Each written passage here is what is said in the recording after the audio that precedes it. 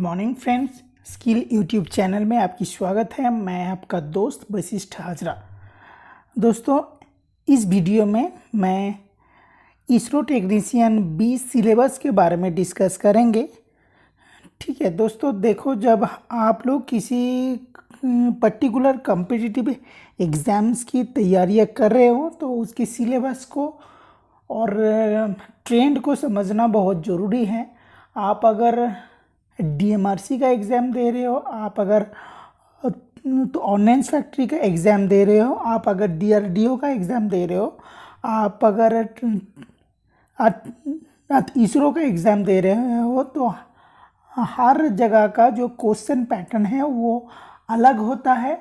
और हर बार में जो उसका क्वेश्चन सेट किया जाता है उसका मैंने प्रीवियस ईयर का क्वेश्चन को देख के एक ट्रेंड समझ में आता है। तो ठीक है, मैं काफ़ी दिन से इसको देख रहा हूँ और मेरा ये लंबे करियर में मैं इसको जो सिलेबस है और सिलेबस से जो मेरे को समझ में आया है उसका निचोड़ आपके सामने मैं पेश करने जा रहा हूँ। तो अगर आप लोग इसरो का प्रिपरेशन करने के लिए सोच रहे हो तो ये वीडियो आपके लिए बहुत बेनिफिशियल होगा। बहुत अच्छे से देखिए, ये आपके लिए बहुत ज़रूरी बातें मैं आज कर रहा हूँ। तो ठीक है, आज हम लोग मोस्ट इम्पॉर्टेंट चैप्टर के बारे में बात करेंगे और ठीक है, इसका पीछे छुपी हुई जो बात है उसको समझने की कोशिश करेंगे। तो ठीक है, इसरो का जो ठीक है टेक्नीशियन बी का सिलेबस की बात कर रहा हूँ, चाहे आपका ट्रेड कोई भी हो, फिटर, टर्नर, मशीनिस्ट, कोई भी ट्रेड हो, तो ठीक है, इसमें 3 सब्जेक्ट से क्वेश्चन आता है। एक है टेक्निकल से क्वेश्चन आता है, ठीक है, दूसरा साइंस से क्वेश्चन आता है और तीसरा क्वांटिटेटिव एप्टीट्यूड से क्वेश्चन आता है, यानी मैथ से क्वेश्चन आता है। जो ठीक है टेक्निकल है वो ट्रेड संबंधित होता है और ठीक है लगभग जो टोटल क्वेश्चन है उसका 75% जो होता है वो टेक्निकल से पूछा जाता है।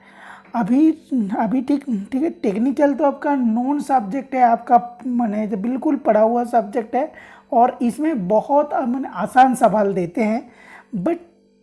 बट इसमें 80% सवाल जो है वो आसान देते हैं और जो बाकी 20% सवाल है उसको थोड़ा सा घुमा के देते हैं। आपको डीप स्टडी की ज़रूरत पड़ेगा, आपको प्रैक्टिकल बेस थ्योरी ज़रूरी पड़ेगा। आप कोई चैप्टर को अच्छे से समझ में अगर आपको आया होगा तभी आप वो सवालों का जवाब दे के आ पाएंगे और आप मेरिट में आ पाएंगे।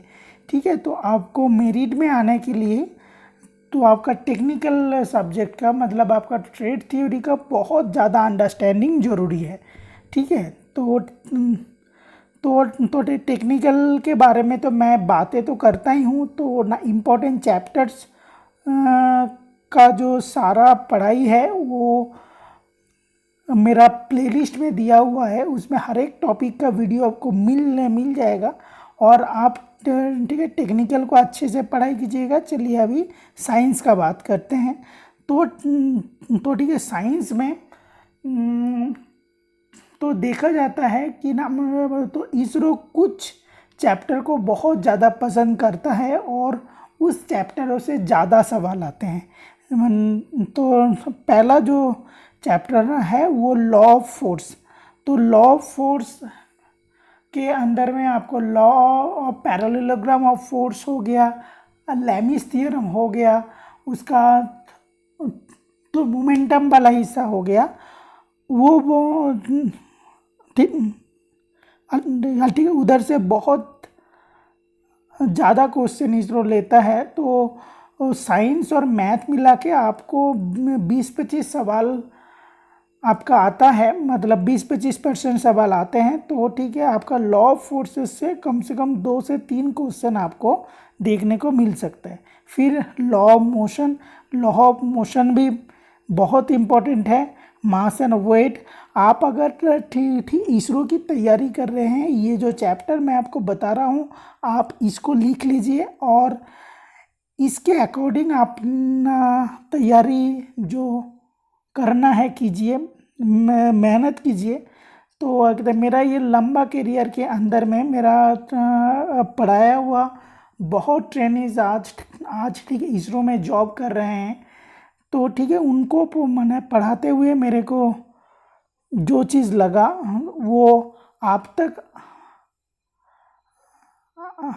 आज तक पहुंच नहीं पा रहा था। ये लॉकडाउन के चलते ये चीज़ मैं आप तक पहुंचाने की कोशिश कर रहा हूं। ठीक है, इसको अच्छे से नोट डाउन कर लीजिए।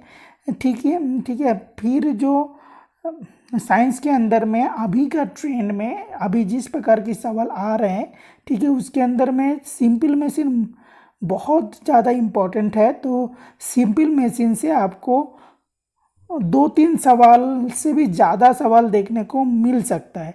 ठीक है, और पिछले 2-1 एग्ज़ाम में वो सिंपल मशीन से तो सवाल पूछ ही रहा है।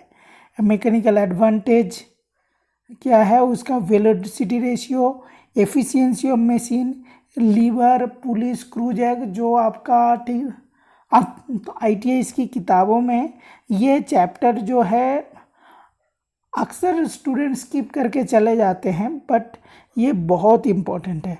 और आपका स्ट्रेस एंड स्ट्रेन से एक सवाल देखने को मिलता है, वर्क पावर एनर्जी से एक सवाल देखने को मिलता है, डेंसिटी एंड रिलेटिव डेंसिटी से ये बहुत इम्पोर्टेंट चैप्टर है, centre of gravity, heat and temperature and friction. ठीक है, इस चैप्टर को बहुत बारीकी से पढ़ने की ज़रूरत है। चाहे आप बाकी का जो चैप्टर है उसको आप स्किप भी कर सकते हो। ठीक है, ठीक है, ये गया आपकी साइंस। और अभी मैथ की बात कर लेते हैं। तो क्वांटिटेटिव एप्टीट्यूड और मैथ से अगर 7-8 क्वेश्चन आता है तो उसमें मोस्ट इम्पॉर्टेंट जो चैप्टर है वो है मेंसुरेशन। मैंने से ठीक है, तो मेंसुरेशन से 3 से 4 सवाल तो देखने को मिलता ही है। ठीक है, मेंसुरेशन से ना अलग अलग ढंग से वो क्वेश्चन पूछ सकता है। जैसे मान लो आप एक मेटल प्लेट है, मेटल प्लेट से एक ना काउंटर बोर्ड ड्रिल किया गया, तो उस काउंटर बोर्ड ड्रिल करने के बाद उसका कितना वेट बचा रहेगा। ठीक है, तो ये जो सवाल है ये डिफ़िकल्ट सवाल नहीं है। आपका वॉल्यूम और एरिया का सारा फॉर्मूला अगर याद रहेगा तो इस टाइप ऑफ सवाल आप आसानी से कर सकते हो। फिर तो ट्रिगोनोमेट्री से भी 1-2 सवाल देखने को मिलता है। आपका ट्रायंगल वाला जो सॉल्यूशन है, आपका ट्रायंगल का जो टाइप का जो मैथ होता है, ठीक है, उससे भी 1-2 सवाल देखने को मिलता है। तो परसेंटेज मिलता है, ratio and proportion and height and distance. Generally जो ठीक ITI की स्टूडेंट होता है उसको देखा जाता है कि मैक्सिमम स्टूडेंट मेरे को बोलता है सर मैं मैथ में कमज़ोर हूँ, मेरे को कुछ टॉपिक बता दीजिए, मैं जस्ट उस टॉपिक को ही प्रैक्टिस करके जाऊँगा और मेरा एग्ज़ाम बहुत अच्छा निकल जाएगा। तो मैं बहुत सारे क्वेश्चन पेपर और मेरा जो पिछला एक्सपीरियंस है, ठीक है, उससे ये 4-5-6 चैप्टर आप लोगों के सामने दिया हूँ और मैं देखता हूँ इसी चैप्टर से ही ज़्यादा सवाल आ रहा है। ठीक है, तो और आप लोग मेरा चैनल का जो प्लेलिस्ट है, प्लेलिस्ट में जाइएगा, वहाँ से आपका हर एक चैप्टर को बहुत अच्छे से समझाया गया है। ठीक है, उसको आप कीजिए, माने अच्छे से पढ़ाई कीजिए। और लास्ट में मैं बोलना चाहता हूँ बेस्ट ऑफ लक, आप लोग अच्छे से तैयारी कीजिए और आपको ज़रूर एक दिन इसरो में जॉब मिलेगा। Thank you very much.